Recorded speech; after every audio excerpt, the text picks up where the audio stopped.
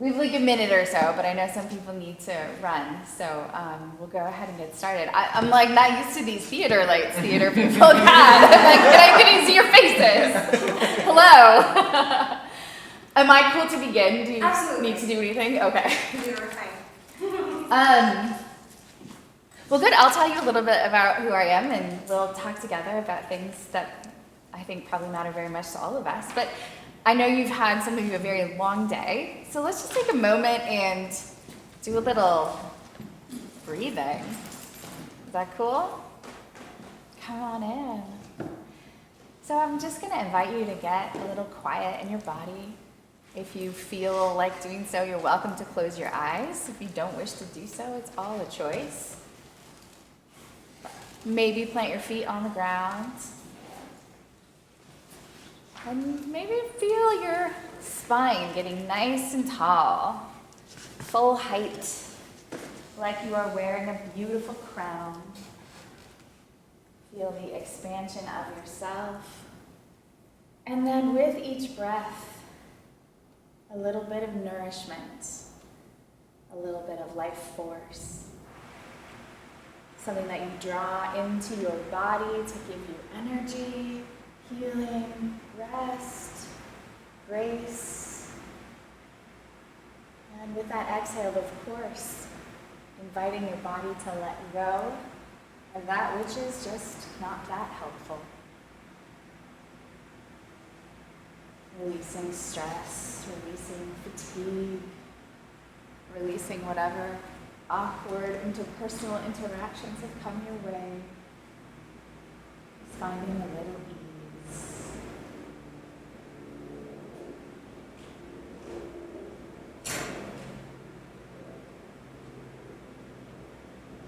Welcoming yourself as I welcome you to this place, this room, this time together. With curiosity, some compassion, and a little bit of fun. So when you're ready, wiggle your toes, wiggle your fingers, and come here to this space. And thank you. It's good to be with you. Thanks for doing that with me.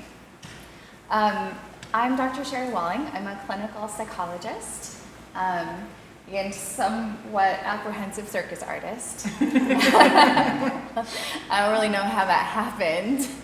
I went to flying trapeze today, and I was talking to a friend in the car on the way home, and he was like, how did this happen to your life? And I'm like, well, there's a story. As many of you have stories about how you ended up doing what you're doing. If you would indulge me, I know maybe some of you know each other, but I am new to this space and this community, so I would love to hear a little bit just who you are, what you're doing. So let's say names, pronouns, maybe what is your attachment to this particular activity, and if there's something that you are hoping that we do in this session together, I'd love to know that, because we can always adjust. Does that feel all right? Would you mind beginning? Sure. My name is Josh. I use he, him pronouns. I'm mostly a playwright. I'm one of the conference organizers and one of the people who made this great. Beautiful, thanks. Drew, he, him, hello. Mostly performer. I come from devised ensemble-based physical theater was the name of the That's school. the box you check. Oh, I mean, the name of the school is Del Arte International School of Physical Theater, so Okay. it's like this big mouthful. Yes, and my MFA is in ensemble-based physical theater, which isn't really a degree, but it's all right. Yeah, I don't know. I don't know if I have any specific desires for this workshop. Cool. I'm just intrigued. I'm definitely going to deliver on that. Cool. Perfect. How about you? Hi, I'm Cal. My pronouns are he, they. I'm the co-artistic director of interdisciplinary interstate performance company called Loom Lab. My background is mainly in performing. I went to SPCBA, and so we did a lot of devising and physical theater, and moved pretty solidly into directing and producing, but I'm interested in getting back into performance and specifically telling some of my own stories. That's what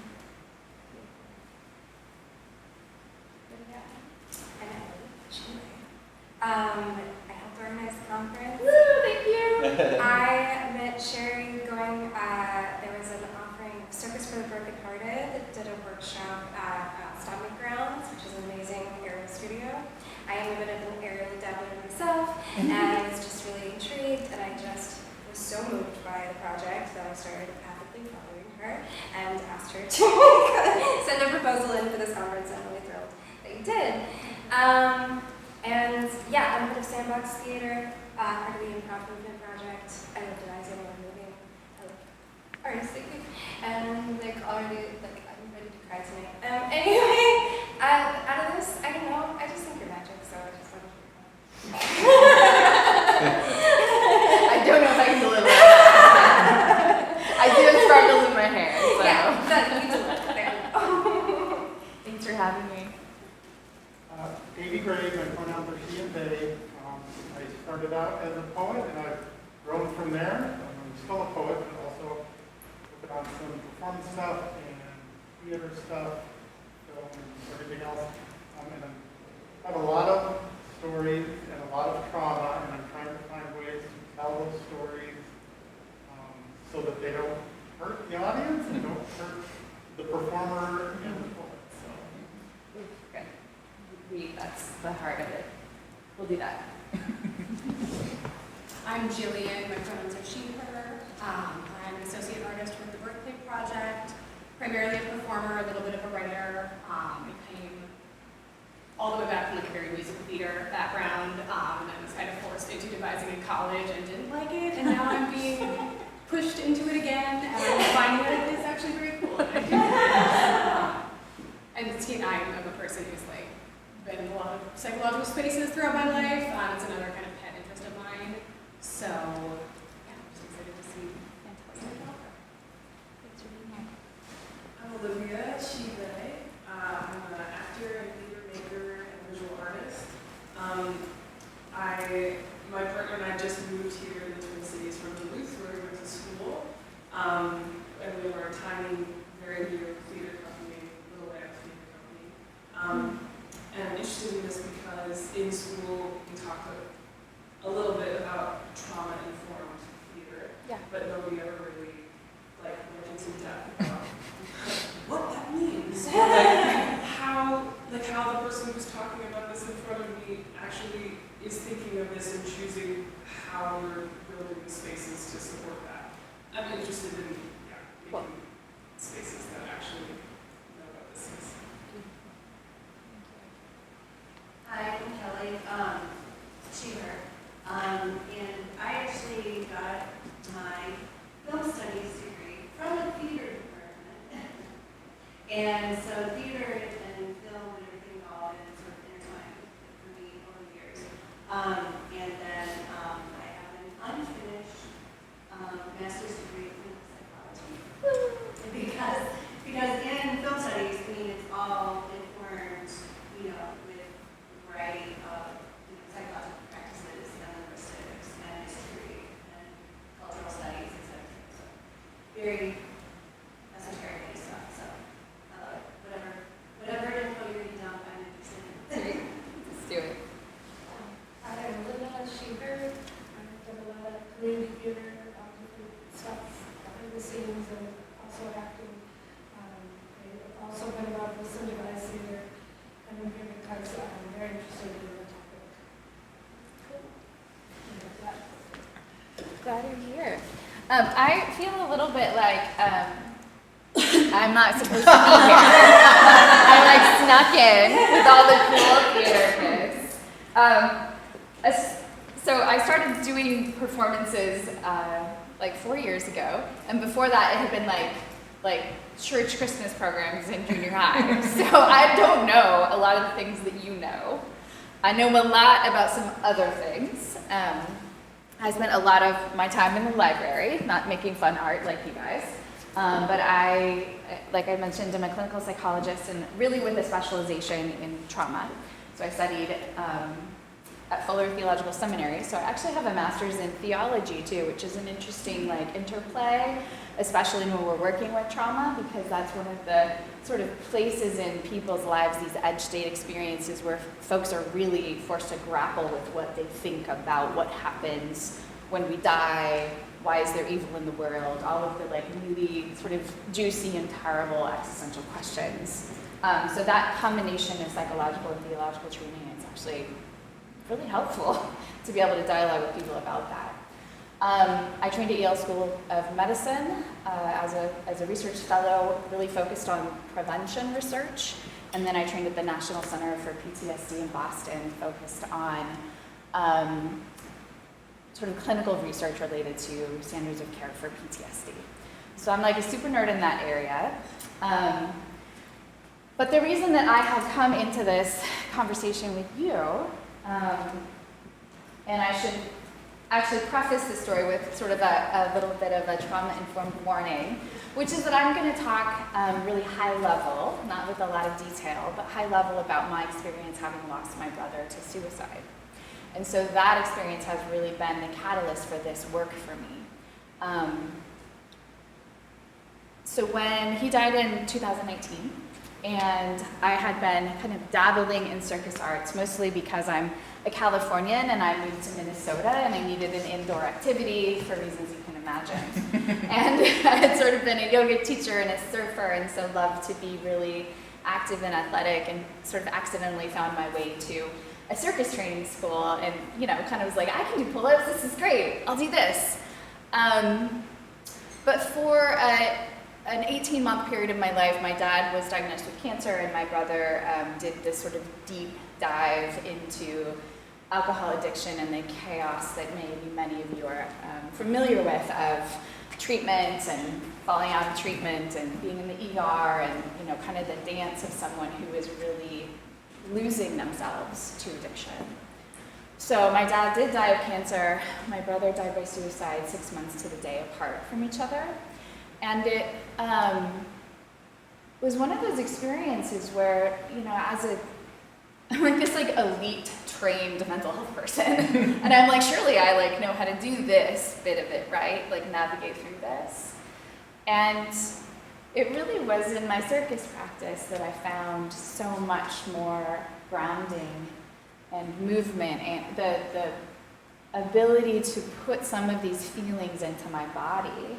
Or sometimes just go and get on a fabric and just spin and be in the experience of spinning, which felt more true about what my life was like than maybe the words that I would use or the narrative that I would give it. So it became this big awakening for me, really, as a clinician,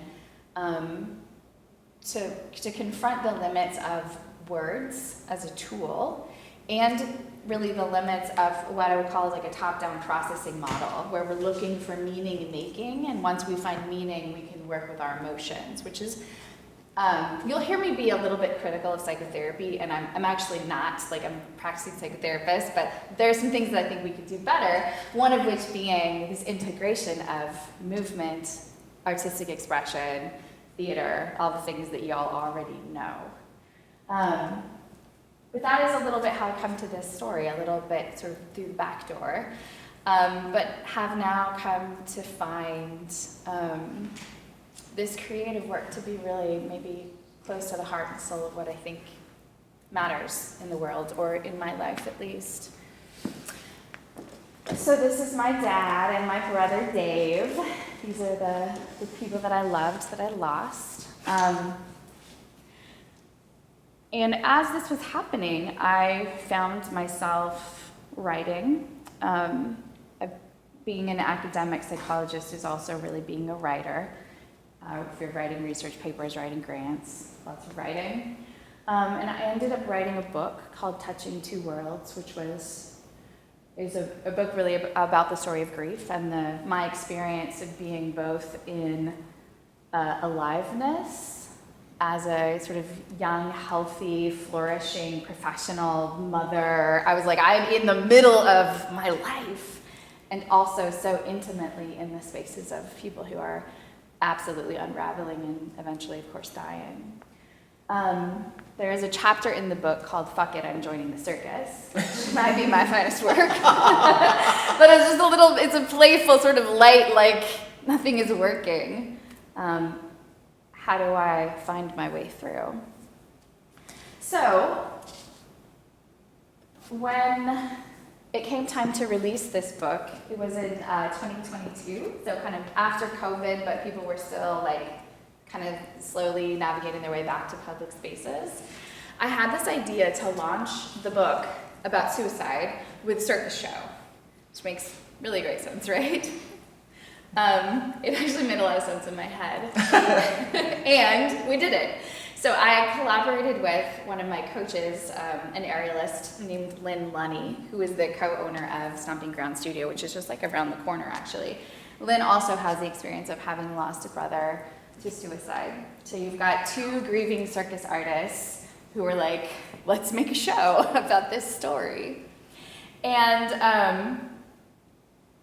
it was wonderful to have a partner in it, because obviously Lynn is sort of the technical expert in rigor and knows how to make the people all these things in coordinated ways. And I'm I don't know, I just know a lot of words and have some ideas. So we'll try that. But I think what happened ended up feeling a little bit like going to church. Or, those experiences, maybe it's not church for you. It's definitely not church for me anymore, but as a little one, going to church and especially Christmas Eve, where they pass out the candles in a candlelight service and everybody sort of stands and sings together. And there's this sort of feeling of the collective, this collective shared experience, this collective shared emotion. And somehow that kind of magically happened in this show in ways that I don't really understand, but find to be very important. Because so much of what we are experiencing when we experience trauma of any kind, or grief specifically, is such deep isolation. And there's a profound aloneness in those moments, even though they're universal. All of us will, of course, do some kind of intimate confrontation with death at some point in our lives. Our parents will die, our friends will die, it's happening. But even though we kind of intellectually know that, and so many people go through it, when we're in the middle of it, it's the loneliest place in the world. So this experience of telling a story that's that intimate and that raw, kind of raw, and then having this collective emotional experience felt like medicine to me. And so I've been thinking about that since, how did this work? Why did it work? What are the component parts? Analysis bot. But I think it's a good conversation for us, because so much of the work that we do as creatives is about our pain, right? Much of our creative work as at least themes that are autobiographical. And of course our really good material is our edge state experiences, extreme joy, elation, ecstasy, or the other end of the emotional life spectrum, which is the things that really unravel us and break us open. It's good art material. Who's met an artist who's I'm totally even keel, nothing weird or bad has ever happened to me. It's been steady the whole time. No artist is like that, right? Yeah. Okay, I was I'm not wrong, right? But I think there are some really important things to consider when we're talking about doing work like this, grieving in public, inviting people into their own experiences of pain, and then allowing our pain to be on display. I think it's a really, really noble and important part of the artistic process, but also one that should be done with such care.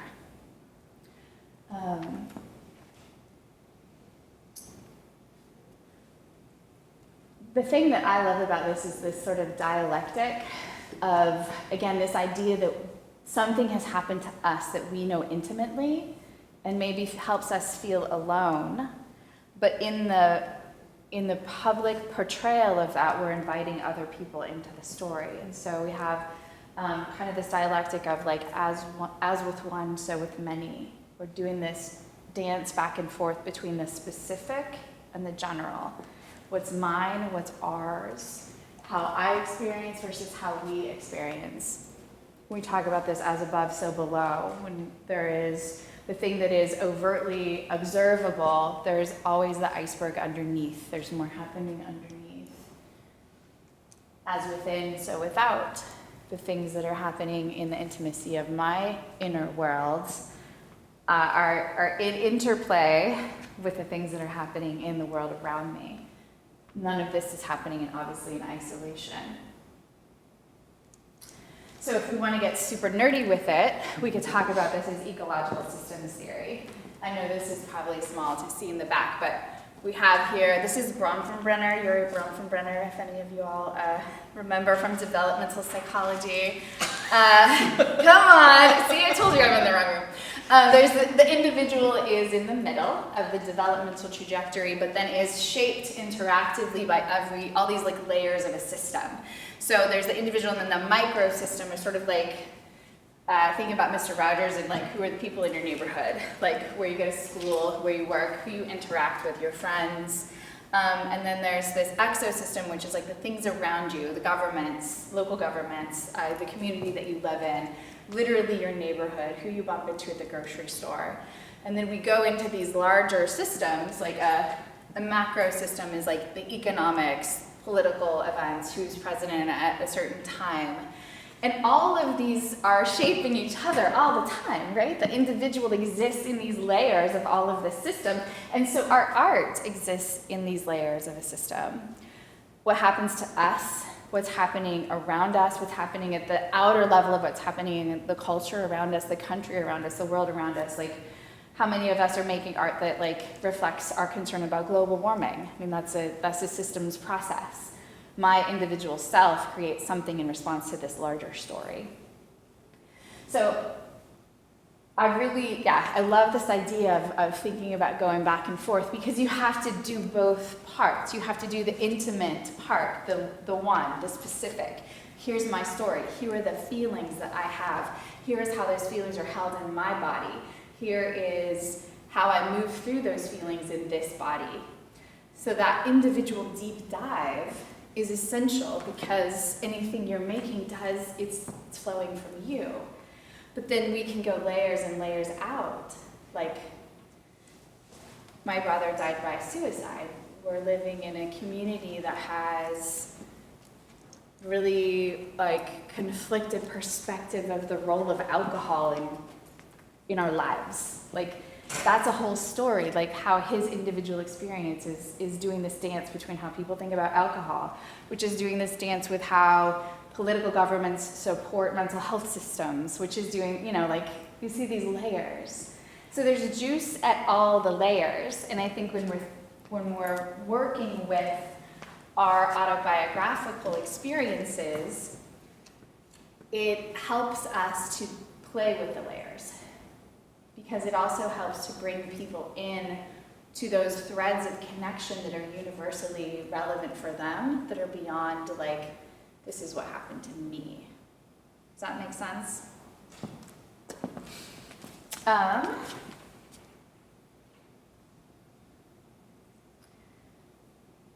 thought if I could, I'll show you a quick video of the first show. Does that feel interesting to you? It's just a few minutes, and I think the audio will work. Let's see. The first show we just called Touching Two Worlds, and this was the book launch show, and it was kind of our first adventure into, could we make a circus of all things, which is not necessarily known for being emotionally nuanced, right? We think of like clowns and peanuts and people flying out of cannons and things. So, I don't know, I'd never seen anything like the thing that I wanted to make, but we thought we could. And I think it worked okay. So hopefully our tech works. Can you see it all right?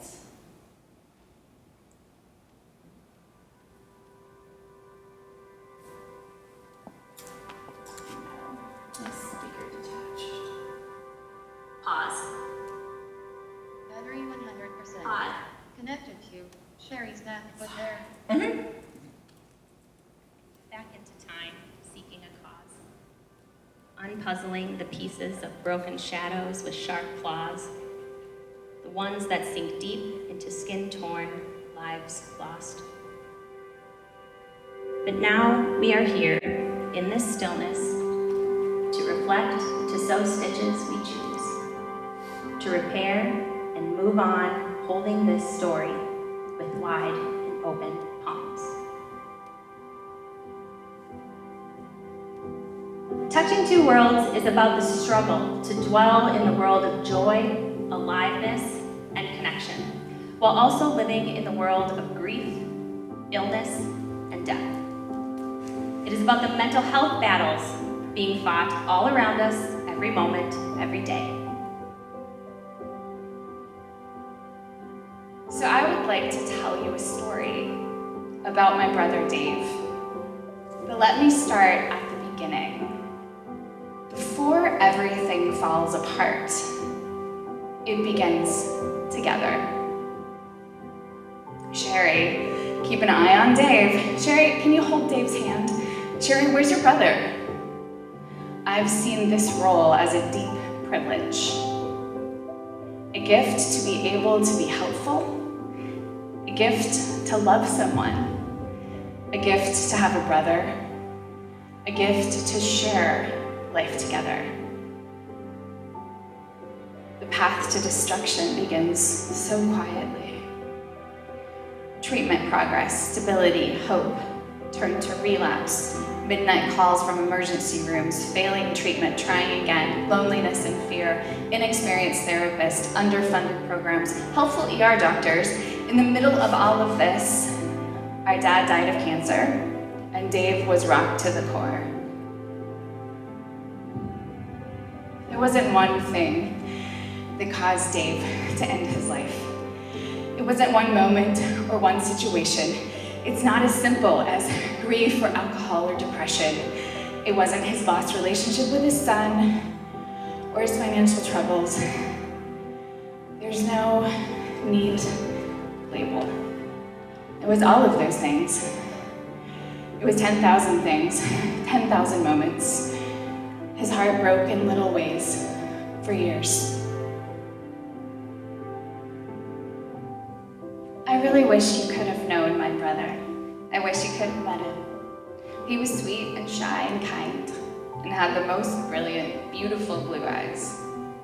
And the world is a tiny bit worse because he's not here. Not for me, it's way worse for me. But it's a tiny bit worse for you too. Mental illness is the pandemic of the shadows. It happens to the overworked and overwhelmed. It happens to those who experience trauma, heartbreak, and loss. It happens to all of us. But we're slow to talk about it. And the silence is killing us.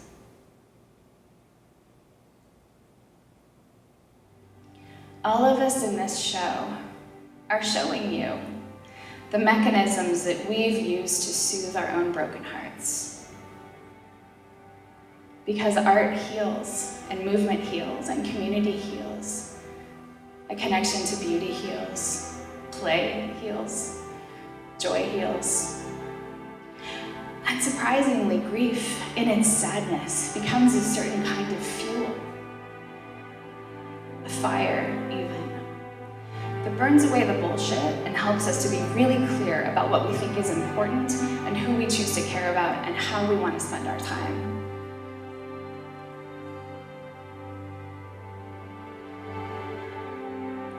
So join me in believing that we can do better for people like Dave and for Mark.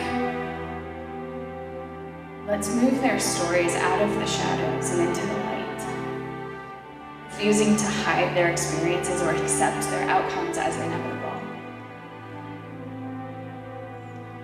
Let's transform heartache into fire.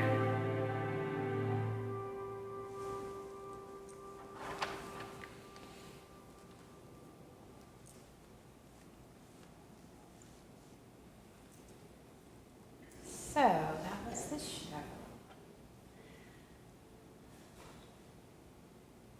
Thanks for joining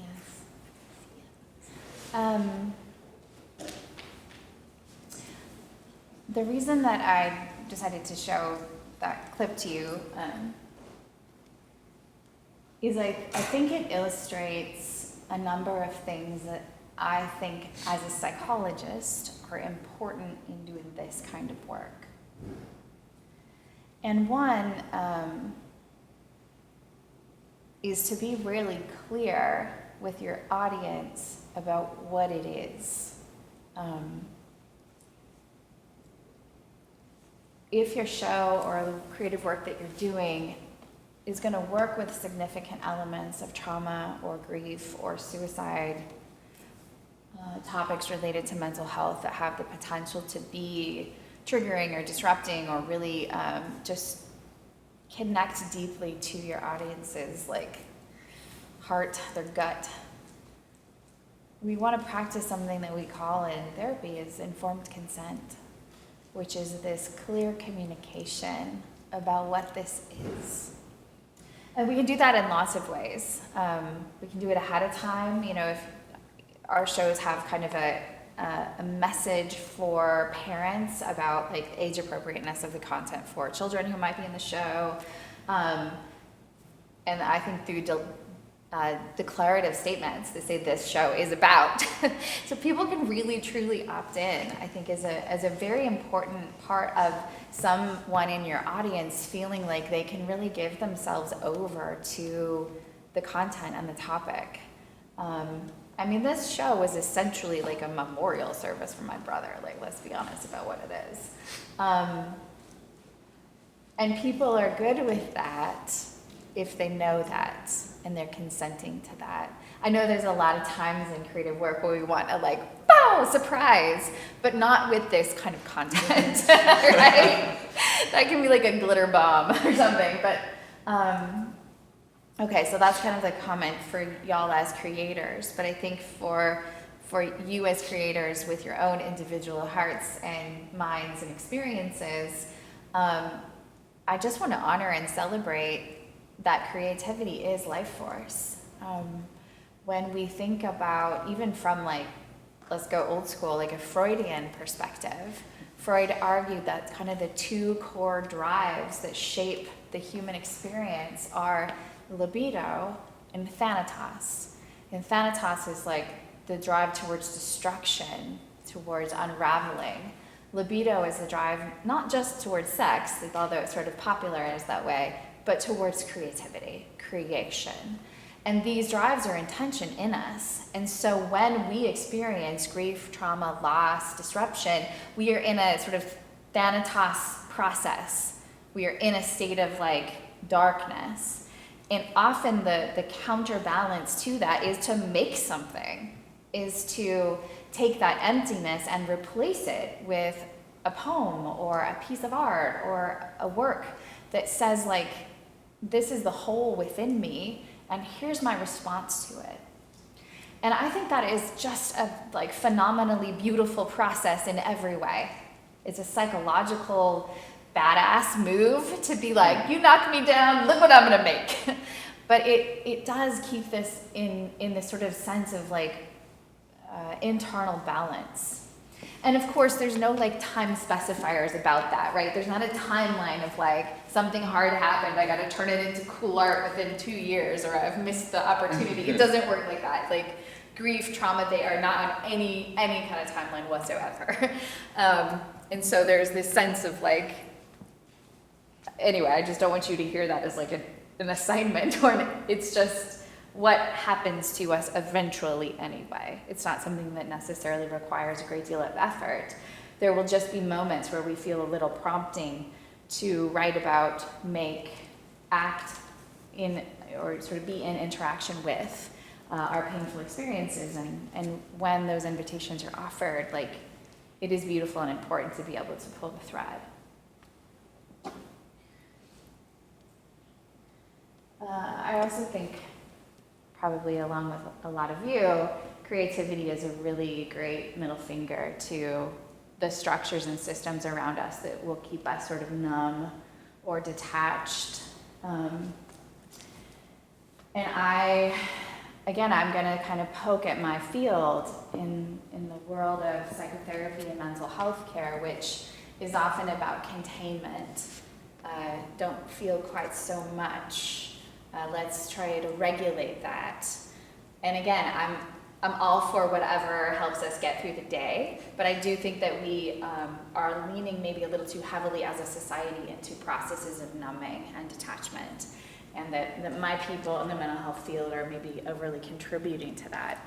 So when we are in some kind of creative process that is life force, it might get messy. There might be big expression, big feeling, but I would argue that that has a lot of value, especially when it's juxtaposed against numbness. Okay. So collectively, our heartbreaks are a fuel for our creative work. They can't, of course, be the only fuel. You all, I think, are in this room because you have mastery over a craft, or you're working on a set of skills that help you to engage in a craft. So I love this idea of really integrating different elements of us. So we can come in with our big heartbreaks and our big feelings and our big individual stories, but we don't really deserve our audience unless we are pairing that with the integrity of ourselves as artists, our study, our MFA in something that maybe nobody knows, but you definitely know all about it, so that's good. And so we can't play. I think this is another kind of creative reminder when we think about who we are in relation to our audience. Like, we have to master the craft. We owe them that, not just like, here's my bloody trauma story, I'm going to vent in front of you. Like, we bring structure and artistic integrity to everything that we do. That's what they deserve from us. Okay, I want to talk a little bit about, and then I think we'll have a lot of time for discussion, but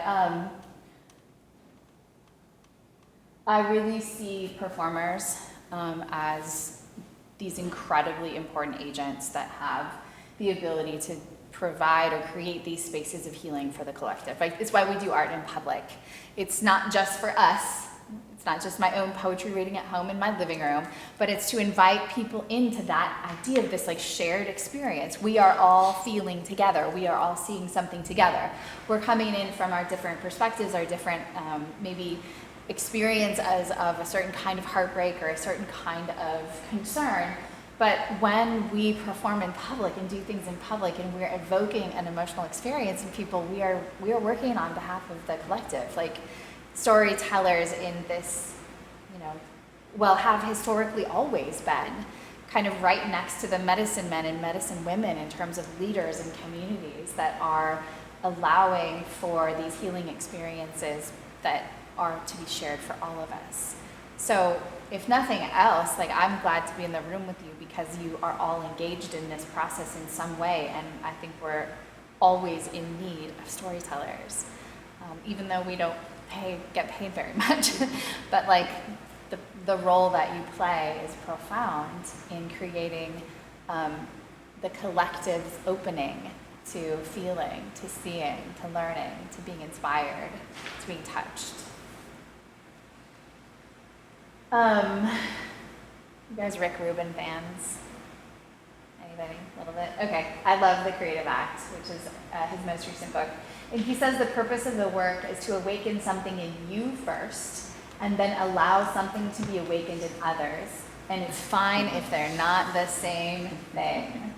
We can only hope that the magnitude of the charge we experience reverberates as powerfully for others as it does for us. Let me skip around a little bit here. I love circus because it's, again, this permission to feel a range of emotions. It's like modern dance in its capacity to evoke through the shape of the body a certain set of feelings. It certainly, through that emotional experience, can validate people's experiences. I'm going to skip some of this. It is, of course, beautiful and inspiring, and I think when you see someone dangling from 18 feet up in the air, you're a little bit inspired and kind of like have that like physiological experience. I've been thinking about this work as like edutainment or theratainment. I don't really think that's a word, but how do we cross therapy and entertainment at the same time and give a little infusion of therapeutic process to people, maybe despite them, signing up for that completely. And then, of course, we are reflecting back, our art reflects back to the audience something that is present in the collective experience. Look at us. Look at how we are doing this. Look at how we are experiencing this. So there are 3 different kinds of storytelling that I think about with this process. Singular storytelling is the show I just showed you, where it's very specific. Let me tell you a story about my brother. It is the case study of one, and we have sort of one person's narrative that's woven throughout that is presented in a way like as if we were sitting down to coffee and I was like, I just need to tell you the story. It has an intimacy to it, but it's also, again, very specific, anchored in one person's experience, and it invites the audience to see and extrapolate from that singular story into their own story experience. So this is truly the autobiographical process. So I don't have any of you worked on projects like that where you're like, story of one, here we go, I'm gonna do it. Yeah? Okay. How'd it go? David, you nodded. Yes, that's like my current solo performance. Okay. I've been working on getting produced. A couple of people have seen it all the way through, and I've been able to pick out the pieces that, as you say, sort of really resonated for them. Yeah. Despite the fact that it's about my personal experience. And they were able to connect with the emotions that we're seeing all the way through. So,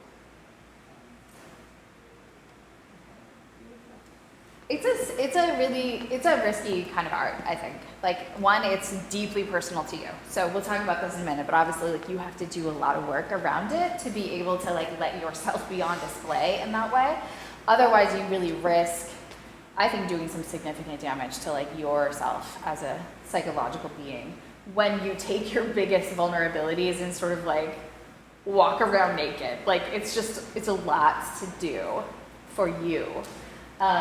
And then because it is so singularly focused on this sort of one part of your life, it certainly runs the risk of, like, the audience just, like, not getting it. Like, them not finding that bridge of connection to them from your story. Audiences, of course, are very egocentric. Like, they're like, well, what's in it for me? How does this relate to me? I want to connect with myself. But that's why they come to art, to be inspired and awed, but to have some kind of experience about themselves. So we just have to understand them as egocentric, and then we'll have compassion on them. But I think that's like the sort of danger of this kind of storytelling is, like, they're going to miss it. But there's also a lot of intimacy and trust in this work when it's done well. That's how people connect to it. Detailed truth. Let's see. Okay, then another kind of storytelling, the second show that my team and I did was called Integration. And we told the story of the mind, the body, and the soul, and the relationships between those entities via a circus show. So this is very conceptual.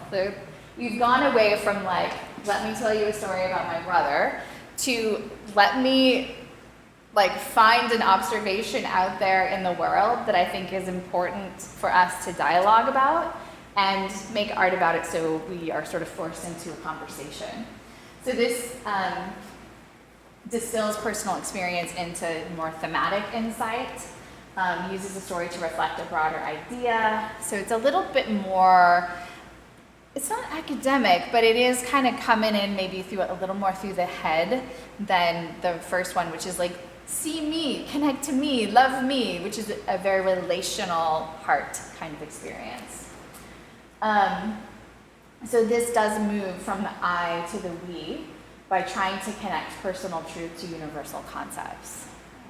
Has anybody done projects like this, where you're like, here's a big idea about how the world works or how humans work, and let me tell it to you, and we'll talk about it.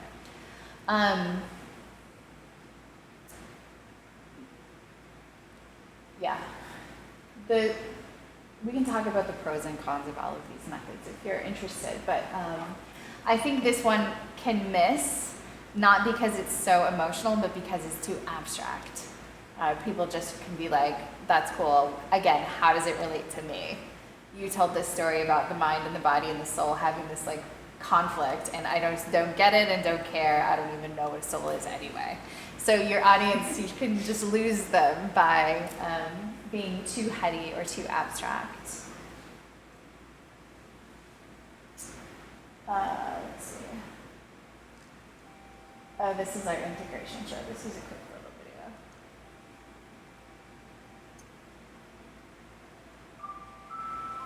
video. We begin whole as oneself. A body, mind, soul, interconnected, woven together.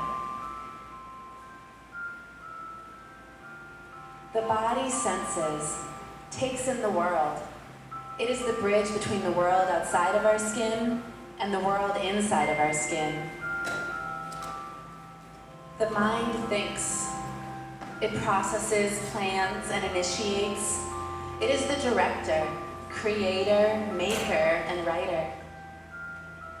The soul feels and dreams. What is a soul? How to explain? Let's call it magic, your magic, the unique spark of magic that is you. So you can see with this one, there's still the psychologist is really present here, but we're trying to introduce an idea. Because as I told you, after I lost my people, I was a little bit like, what are we doing with all of these words all the time? Like, the role of the body in mental health is extraordinarily important. And then this less understood, less graspable concept of the soul, like what is this sort of life spark that feels really important that my colleagues are not talking about when we talk about psychotherapy. And so I had this story also flowed out of grief for me, but was told in a very different way, right? This is kind of the abstract learning about wait a second, we've forgotten the body and the mind are in a relationship, and that our mind is often in dialogue with our body. And so we had these pieces about them, like the mind and body in conflict, for example, where the mind would be like, sit down, don't climb so high, you're gonna kill us. And we pulled out these different characters, which was just I think a really fun way to engage in a collective experience of, hey, look, we're all these multiple parts, but we don't always have really good language for how we shut down the intuition or knowing of our body because our mind is overriding it, or how we refuse or maybe stop playing when we become adults because we don't see that as valuable. It's not productive, but yet that is the soul's work. And so this view of mental health as the kind of harmony between these three entities was the purpose of the show. Yes, it was a lecture. It was a sermon wrapped in a circus show. Okay, I will confess that. But I wanted to shake my fist a little bit at my mental health colleagues. So actually for this show, just a fun aside, we got it approved as a continuing education class for psychologists, social workers, and therapists in the community, which I think is a fucking rad idea that all of these professionals came as approved by their board for continuing education. They came to this circus show, and then we had a panel and we talked all about it. So yeah, the third kind, so that's conceptual. The third kind is collective, which I think taps into shared human experience to create a sense of belonging. This is, again, this kind of art that's look at how we are doing this. It's not about a specific human story, and it's not so conceptual. It's the we-ness of it all, how we are negotiating things. So it draws from universal themes that transcend individual stories. So the example of this that my team did was we just did a show last May about families in all of the ways.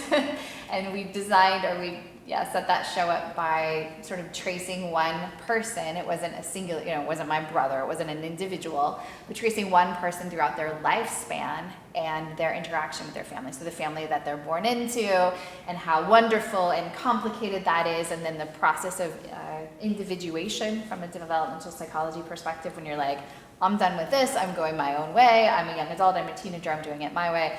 And then the way in which most of us in some way or another take on a family again in some form. And it kind of ends with someone at the end of their life reflecting on the role that family has played. So again, a super universal story. Everybody's got a family. Everybody's like in some kind of conflict with their family.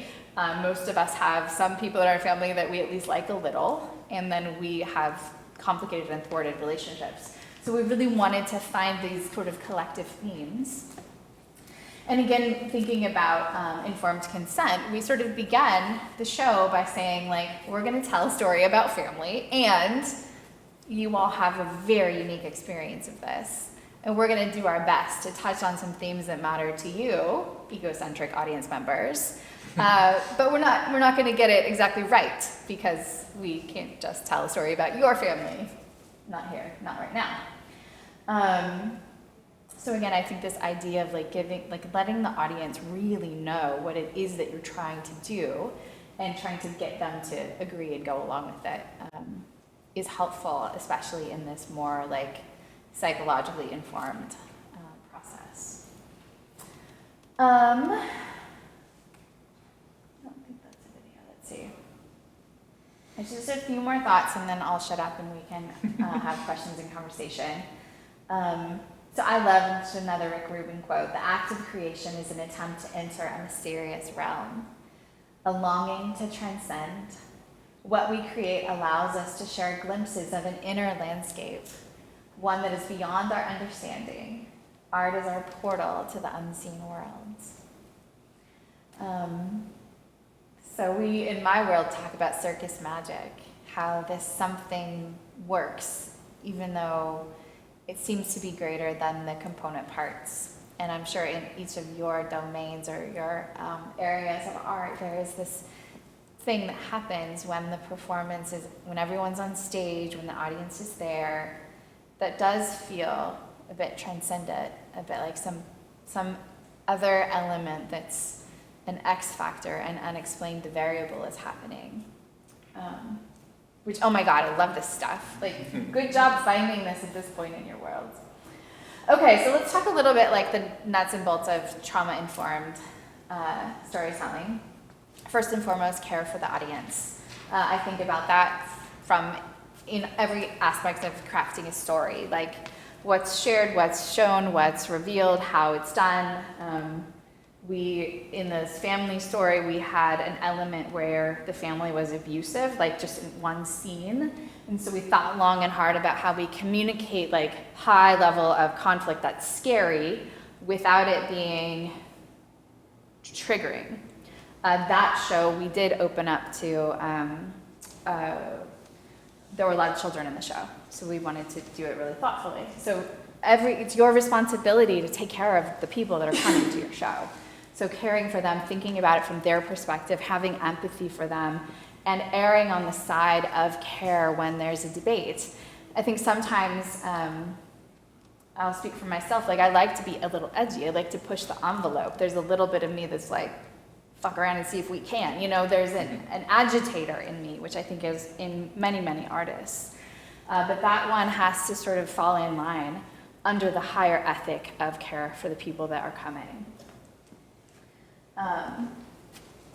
Consent. Ask for consent. Ask for it directly. Ask for it in writing if you need to.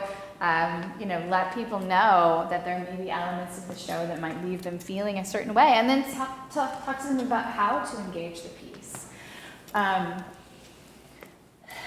Teaching the audience how to take in your show. We do it in all of our materials. We do it in the introduction to the show.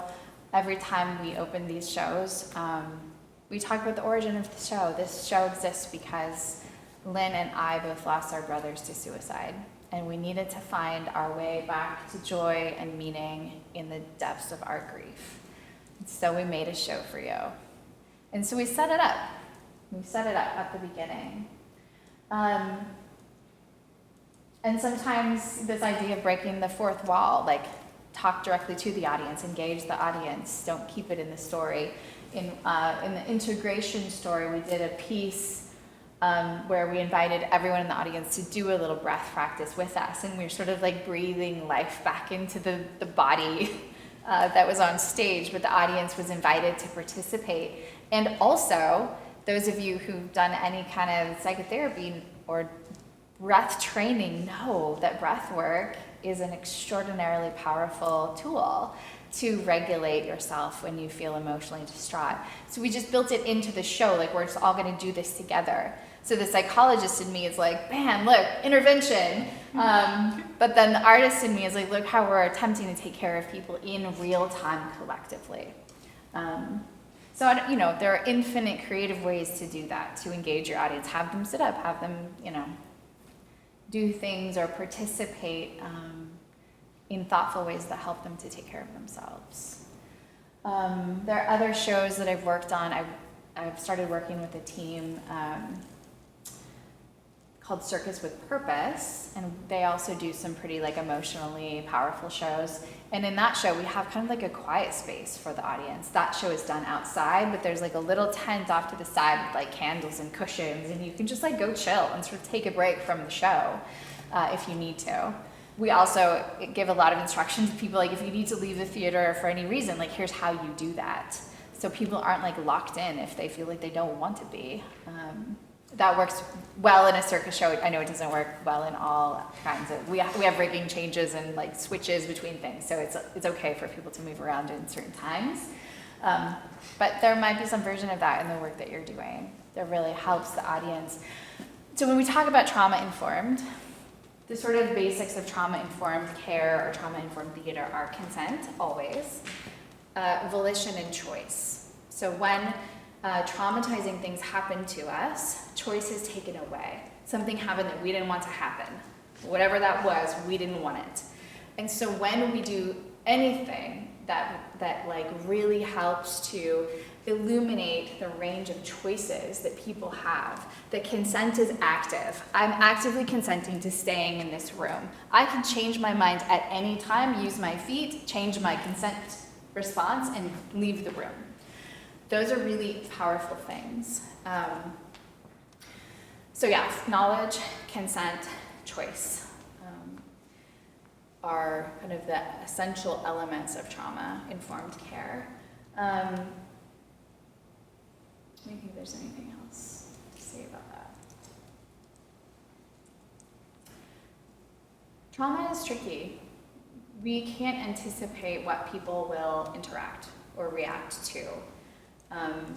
The things that are triggering often are somatic in nature. So when we talk about the word trigger, it's usually some kind of a sensory perception that brings us back to the time when the actual trauma was happening. So in the case of someone who's been assaulted, they might have a reaction to a certain scent because that scent was present when the assault happened. So those sensory cues, you just can't know all of the potential sensory cues as a creator. And that's why you kind of make these blanket pathways where if someone needs to leave, or you need this, or here are some things that can help you prepare, we just do the best we can, knowing that it is not something that we can fully account for everyone's experience. I will also say that I think it's okay to be edgy, and it's okay to encourage people to be in some distress. We kind of joke about this is a circus, it's gonna make you cry. And it's a joke, but it's also we're inviting that. We aren't going to make it so comfortable for you that you don't feel any emotion, because that's not in integrity with me as a creator. Hard things happened. My art is about those hard things. I don't need the audience to bleed with me. I don't need them to take on my pain. but I also am not going to be so out of integrity with my own experience. And I'm like, it's fine. It's not fine. It was fucked up. So, and that's also what audiences want, right? They want truth.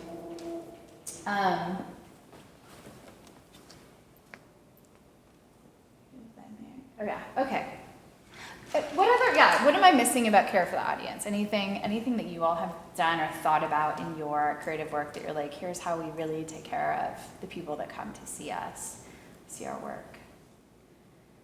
Our first show was very much about living with mental health challenges, and particularly the experience of depression and anxiety and experiencing frequent panic attacks. And at the end of the show, we had all of the cast go into the audience and hand a paper flower with a quote about mental health and mental illness, and hand it to each member of the audience so that they could have a thing to carry out with them. That's beautiful. Do you remember what the quote was? I'm just curious. They were all different quotes. Oh, They were a okay. bunch of different quotes. That's cool. So, like, yeah. That's lovely. A lot of people would come up to me years later and tell me that they still... Yeah, the personal impact of like, here's a thing for you. Yeah, and like, to have that moment to eyeball think to eyeball. specifically, like, Yeah. I'm giving this to you, and like, I'm inviting you into this interaction. It really does the transition between like our collective experience and like the person-to-person relational nature of like, I see you, here's a thing for you. So that's beautiful. I love that. Yeah. Yeah, I had a show a couple of years ago. The story was about suicide. What eventually led this person, true story, to suicide. I was very clear in the advertisements of it. This, was the topic. It's in the program. We did have something like at the end, because there was some video with it too, some images and video of part of the theater performance. I mean, it did obviously, include the language about, services that are available, suicide prevention hotline, that, in the program and at the end. Like at some point, you could really beat yourself up. Are you doing enough? Is there more you should be doing? Like at what point are you doing enough? Or at what point should you do more? Do you know what I mean? Yeah, for sure. Where are you fulfilling the ethic of care? Right. And how do you know that it's enough? Because of course, there's infinite number of humans and their pain and the way that interacts with your work. And it's not at all reasonable to be able to anticipate all of the ways that somebody might be impacted in a negative way or an upset way by a thing that you're making. There's also a lot of ongoing discourse about the actual effectiveness of using content warnings and whether or not they are actually helpful or promote more of a sense of anxiety about the potential for being triggered. Yeah, I think the tone is really important. Yeah. There's not been significant level of research on this that I'm aware of, but I think there can be a little bit of lightness in the tone, which is instead of okay guys, just so you know, we're gonna talk about suicide in this session. It has an intensity, but it's, this idea of, I'm gonna tell a story about this thing that happened, and to be specific, but to have it just be held a little lighter. I'm not nervous. Are you nervous? To normalize it. Yeah. And I think more than anything, that's a bit of the superpower that our audience is going to pick up on is the contagious nature of emotion. So if you come to the work in your own anxiety, they're going to smell it a mile away. If you are dysregulated, they're going to know that and they're going to feel it. And that might be one of those kind of less easy to talk about in a textbook way, but is part of you really caring for yourself and knowing that you are as processed as you can be about especially a more trauma-related narrative, because you set the tone for the theater. You are the one who is infusing It's like using the Force. Like, these are not the droids you're looking for. Like, that is exactly what we're doing when we are evoking emotional content. And so whatever we're feeling, they're going to pick up on. As a writer, I think it's important that you ask yourself what your goal is. Yeah. And then you step back and you ask yourself, and you're like, have I given the audience the tools that they need to get them to get the information that I'd like to give them? Yeah. And making sure you have the right amount of exposition, the right structure in order to get the audience where they are, so that because it's important that the art is as much something that's coming from you, but also a gift to the audience. Yeah. Because, when you talk about art as that tool, it can be, right? Like, when you're in those moments of grief, you often turn to art, right? Mm-hmm. But in order for it to be that tool, it has to be laid out in such a way that the audience can take it and internalize it. Yeah. I love that distinction, and I think that's one that's really important. There's your process, and then once you do something and you're inviting other people into your process, that's a different thing. So, like, I also, to be clear, like, I didn't make circus shows as therapy. I went to therapy. I did my work. And then, not from a place of like, check the box, I'm healed, because I don't believe in that either, but like the distinction between what you're doing for yourself and then what you're doing for your community or for your audience. And that's where you really need to be very clear. I don't think it's necessarily responsible care for yourself to engage in your own trauma reenactment in the presence of a bunch of strangers and call it art. Like, I think that can be kind of like self-abusive, not to mention tricky for the people who are in the presence of it. And this is where you all, as those of you who are actors and creators of that nature, like, the line maybe more than I do about where it becomes performance and where it's self. I do, in some of the other work that I do, we talk a lot about the development of kind of alter egos, that you have a self that's the you, that's in therapy and journaling and like working through the hard stuff. And then there's another version of you that you call forward when you're doing your performance work. And they're related, but they are separate. The early like Sasha Fierce for young Beyonce, she grew up singing in church and like was this just young kid, and she needed to develop this element of her that was her, but was different than the child church singing version of her. And so I think that's another thing that we're doing when we're thinking about how we're going back and forth between our personal experience and something that we want to invite an audience to, is what's the element in me that comes forward when I'm doing that. It's also a lovely counter, I think, to a lot of traditional acting methods, which are very much based in calling forth and reliving your own trauma in order to perform. Yeah, that's a lot. You might be planning to go into this, but I'm curious as like a facilitator of the space, as you're like helping these other artists decide what story they're telling and how they're telling it. Yeah. Like, well, what are your rituals of care and structures within the like development process of the piece? Yeah, that's a great question.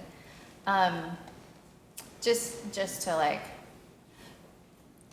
usually in this sort of interactive, the way that we do these shows is I generally come up with an idea or a theme and then write the skeleton of the show. Like, we need an act about like deciding to have children or not, and then we need like a breakup act, and then we need an act, like the kind of like component parts. And then I work with my co-creator Lynn, and we think about like what artists do we want to invite to be these different elements, and then we sit with them and sort of say,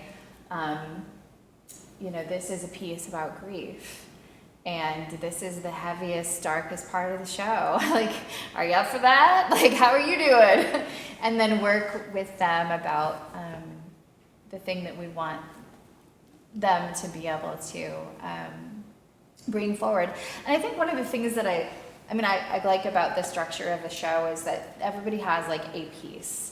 And so no one is necessarily carrying the whole emotional flow of the show, which again works really well for this medium and may not work in other places. So I understand that. But there's this element of like, this is your part. This is your part to play. Bless you, bless you. And how do we all support you in like the full send of this moment and this experience? Also, like, we just have the best cast members. We just ask the best people to be part of the show, and so that helps.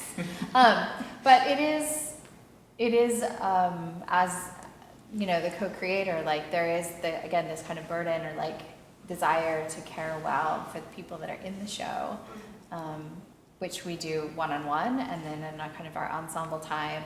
I also send a lot of emails, which nobody probably reads, but expressing just how I'm thinking about what it is that we're doing when we're making art, and encouraging them and expressing a lot of gratitude to them.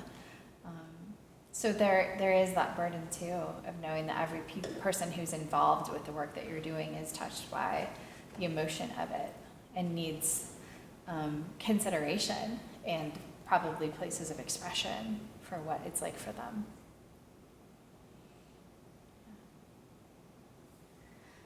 Let's see.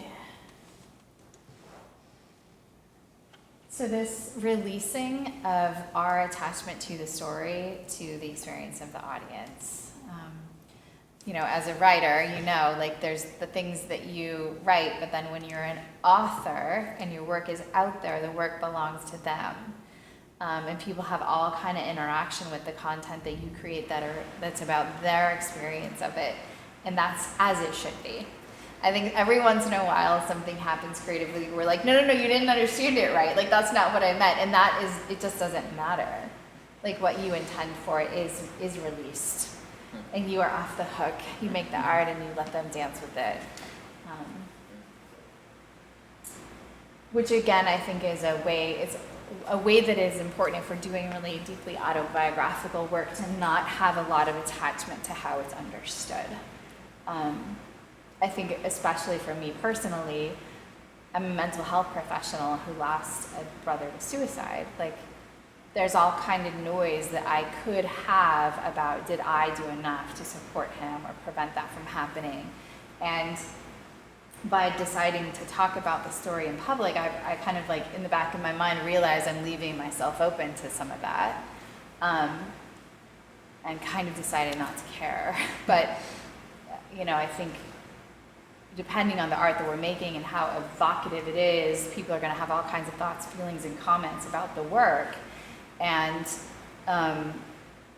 it is a deeply disciplined process, I think, to do that separateness of like, this is my relationship to this story, this is my truth about what happened, this is why I've decided to do this in public, and realize that the commentary and conversation that happens, which is what you want to happen, that's why you did it in public, you want people to talk about your shit.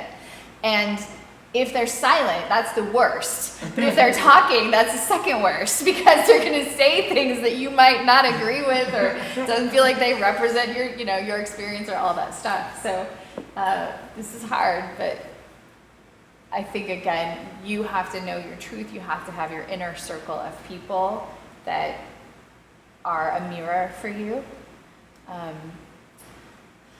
Psychologically, the experience of doing these things in public means that you are opening yourself wide up to being the recipient of all kinds of projection.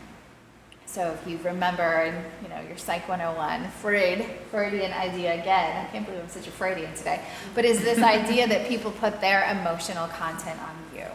And it may not have anything to do with you, but it's going to come flying at you nonetheless. And the more powerful the projection, the more deeply emotionally it's got claws, and the less attached to your actual experience it might be. So there may be people in the audience who are like, wow, this woman really didn't do enough to take care of her brother. I can't believe she died, or he died. Like, she really sort of failed at that.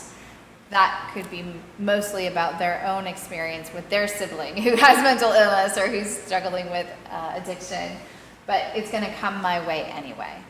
And so to be boundaried and to some extent have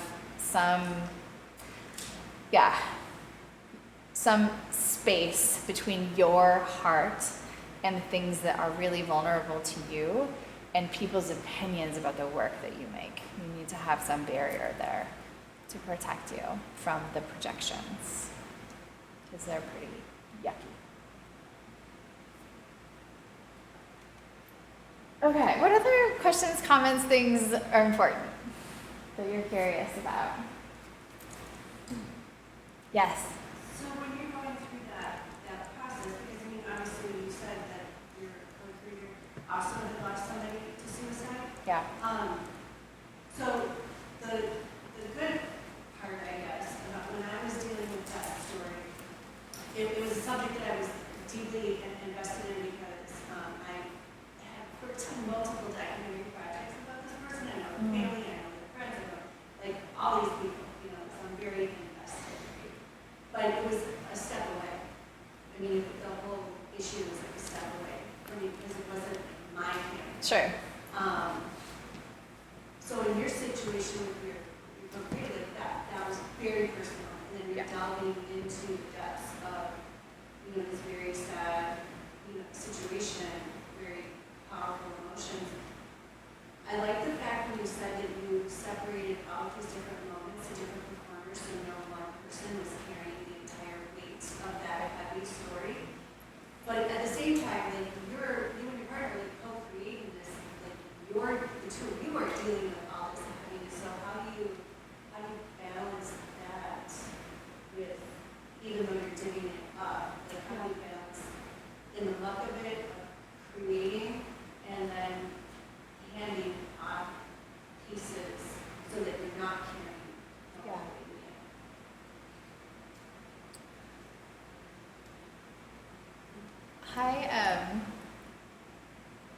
I think it's phenomenally cool that Lynn and I are making these shows and that they, in every show, just even in some small way, both of our brothers' names are spoken.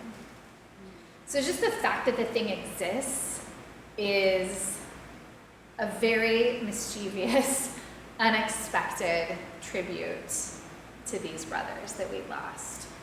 So I don't feel a lot of pressure for the show to, I don't know, like carry forward a legacy or tell a certain kind of story, or it's just all kind of a game. Like, and I mean that reverently. I don't mean it to be irreverent, but I also mean it in a sense of like, it's ridiculous. Your brother died, you made a circus. It's ridiculous. I think it's awesome. Let's go with it. So I think Lynn and I both have a little lightness around it. Like, I can't believe we're doing this. This is crazy. Let's just go. And that matters a lot. I think if it was like, if I felt like this is the way that I honor or tell his story, like if it felt really like deep inside of me and I had a lot of attachment to the show being excellent, because that would be how I would prove that I love my brother. Like, that's just too much. I will also say that, I wrote a book about it first. And so the writing of the book and the processing of the sort of unraveling of both my brother and my dad at the same time, I got a lot of content. And in the process of writing a book, you go from it literally began as my journal, but then it went through an editorial process and lots of back and forth with the publisher, and lots of people read it, and everyone in my family read it and signed off on it before it was published. So there were these layers of it going from, again, my individual experience when you think about those systems, then it was my family, then it was my agent and my publisher and like my writing, you know, and then it was the show. And so it becomes less and less deeply attached to me, which does help with the emotional nature of what I'm doing. Yeah. And if my children and husband would hear, they would also, if they were here, they would also tell you that I go through it with this show. Like, you know, there's like, it's like 3 weeks before where there's absolutely some implosion where I'm like, I'm never doing this again. This is horrible. I can't, you know, like, I think every creative maybe goes through that too. But like, you go through it. And so Lynn and I do that together. The madness of the whole creative process, which is, it's not as difficult as actually losing your siblings, so it's okay, right? We're like, look at us getting all upset about this trapeze act when something else really, really, really hard was the impetus for the whole thing. Well, do you think too that because there's the two of you sort of supporting each other? Yeah. that helps too? Yeah. And you know, when the last show that we did had 20 people in it, which was a lot of people. That was maybe like a little too much. But every artist has some connection to some element of the story. I mean, again, name a creative person who hasn't known significant heartache, who hasn't struggled with addiction or loved someone who struggled with addiction or lost someone before they should have. Like, all of this story is in all of us. So it doesn't feel like she and I are in it together, hunkered down, trying to support each other to get through it. It feels very much like the whole cast. And we've had, I guess, about a third of our cast has been in every show. So there's kind of this core group that are part of it, and then other people come in as we integrate different elements or different acts. And that is also nice. There's this core group that's like, we've done this before. And then there's this infusion of like newer energy or perspective, which I think helps it to not feel really heavy or stagnant because we're mixing it up a lot. Do you feel like we talked enough about trauma-informed theater? Anything that you're thinking about that feels like? I mean, only if you have anything else to say on like specific tools to like offer up, but I feel like your question kind of spoke to, I don't know, I feel like it's going to be different every time, so it would be hard to, Have like a, yeah, I think about the like universal ethic, take care of people, consider them. And then we have under that like consent, just these things that are general. And then every show I think has like a specific sort of playbook of how we do that. I wonder, because I think you're speaking to process, yes, like while you're like developing. Like, I remember when I took your workshop, Circus for the Brokenhearted, you had like some very intentional, like starting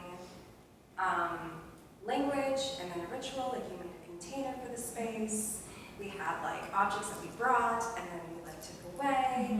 Like, do you ever use some of that in the process for these shows? And like, which ones are like sparking for you? Well, that workshop might be a good one to talk about in that way. And we've thought about this a lot of ways. So the workshop that Evie's talking about, Evie, okay. It's like, I thought I was right and then it sounded wrong. Anyway, Evie, that Evie's talking about is a circus event in which I invite people to use movement as a source of like working through a grief story. But part of setting the container for that is to say at the beginning, we are going to invite you to talk about a heartache or a heartbreak. But we also want to honor that this is a 90-minute workshop. And so bringing your most, you're like 10 out of 10, this is the worst thing that's ever happened to me, may not be reverent of that experience.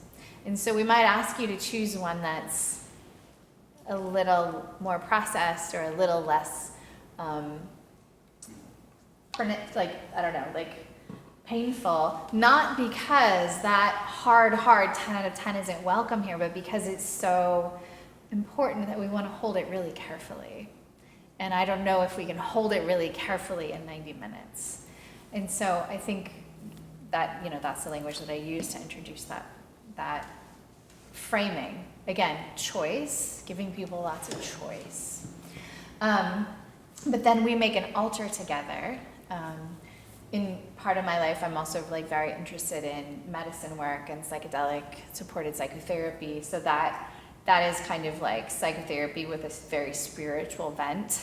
And so often there's a process of making an altar in that work. And so I brought that forward into some of my circus work, where we make an altar that represents things that infuse us with life force energy. So often that's, there's often fire on the altar, there's some kind of water, there's natural life, there's kind of these elements that are present on the altar. And then people bring an object that represents their heartache, or they can also bring an object that represents their resilience.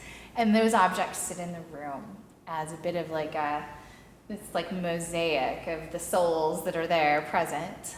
And then when they leave, they take them. And so it has a nice opening and beginning. It's almost like I've arrived here, here's my object, I live here now, and then we go and do the thing, and then they come and take the object and return home. So that's definitely a thing we could do in a show, those kinds of like creative like opening and ending processes I get excited about. I can think of some other containers too. Sorry, I'm just like, Yeah, do it. I remember a lot of things. I remember you were very intentional about things of like, okay, we're gonna like hold that in our mind, and you would give like a very strong container of like, we can speak one word. We're gonna make one handshake. And I feel like it really took care of us and gave us the ability to start building creatively without getting stuck in the soup of the memory. Mm-hmm. And there was like a moment where we're like, okay, we're gonna make a handshake that represents this, and like the prompt you gave me then was like, okay, what's the next shape? Mm-hmm. And that was it. And then it was like, okay, now take those handshakes and like let's do full body on the apparatus. And it was like that simple. And I feel like it allowed me to, again, not like get so in the weeds of the details of the story and my emotions, that I was able to actually start generating in my body. The words can get in the way. I mean, as a word person. But so this idea of like, I want you to experience a thing, but the invitation is not to give it a bunch of narrative, a bunch of memory. To hold it in a hand shape, to hold it in your body, or to give it one word, just one, and then move, then shift it. So there's a cadence, I think, of inviting people into trauma that exists in a workshop, but can also exist in a performance element of like, let them linger for a minute, but then move on. Like, have these transitions with lights and music, and have a cadence that's hopefully not too abrupt, but you are managing the emotional flow of the experience. And so figure out when it's staccato and when it's legato, and figure out how long you let people linger in a place that's hard.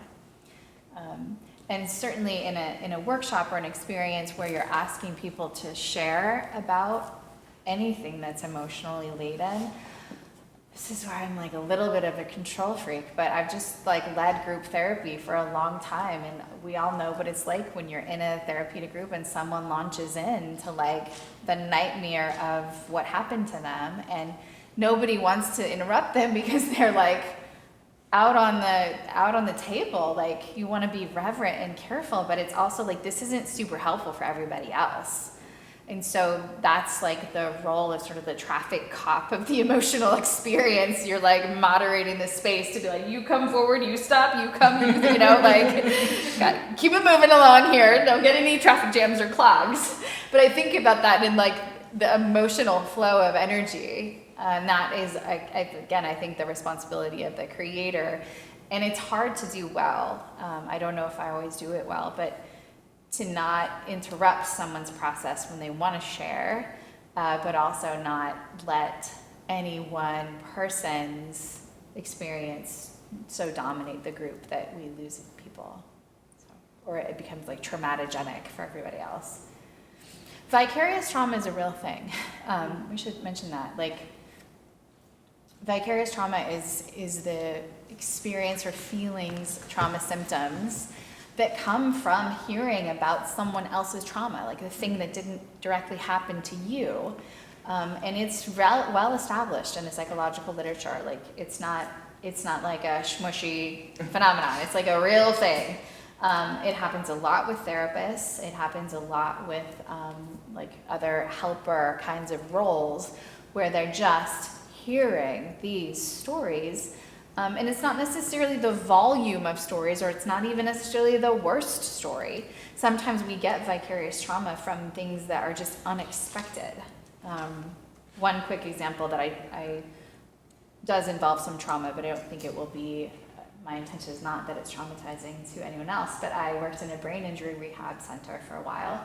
And I had also done a lot of PTSD, lots of trauma work. So I'd heard lots about assaults and like very, very bad things. But the time that I got like textbook vicarious trauma was I was taking care of a 4th grade teacher who fell off a ladder while she was hanging up posters in her classroom and was profoundly impaired. She just had a very, very bad brain injury. And it just messed with me. Like knowing the story just messed with me because it was such a like mundane, everyday thing. And she was so impaired and it scared me so much. And so I think that's the thing for all of us, just as humans walking through the human world, much less people who are storytellers and are exposing ourselves to lots of different kinds of stories, to have a really attuned sense of our own capacity for how much pain we can handle in a day. And I think because a lot of us are artists and creatives and we love the real stuff, we love vulnerability, we love real emotion, we don't watch a lot of like Desperate Housewives. Like that's not the vibe, I'm guessing, of the people in this room. Like we're not about the numb and the trite, we're about like the real stuff. But we also have to regulate just how much of that we can actually contain. And so having our own practices of moving through heaviness into lightness. And of course, for most of us, that is literal movement. It's why I do circus at all. But for you each to have your set of skills that helps you to not let the accumulation of hard weigh too heavily on yourself, lest you sort of lose your own stability in the process. How do you all do that? Do you have ways of clearing the channel? I sometimes talk about it as like, yeah, physical movement's great for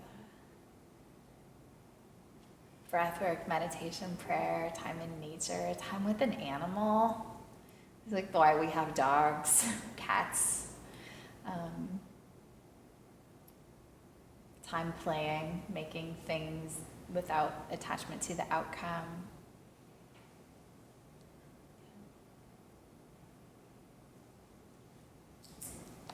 Let's see, how are we doing? Oh my gosh, it's 6.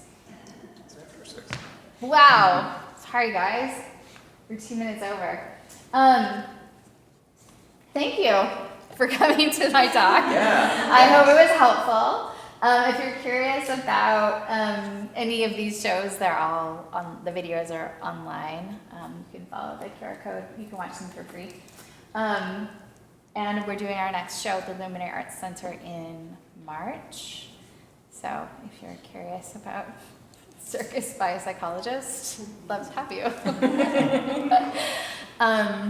Yeah, I really appreciate you all as creators and artists. And like I said earlier in the presentation, you know, I think if ever there was a time for great storytelling and heart-forward, thoughtful people, now is the time. So keep doing that. Cool. Thank you. Thanks, y'all. Thank you.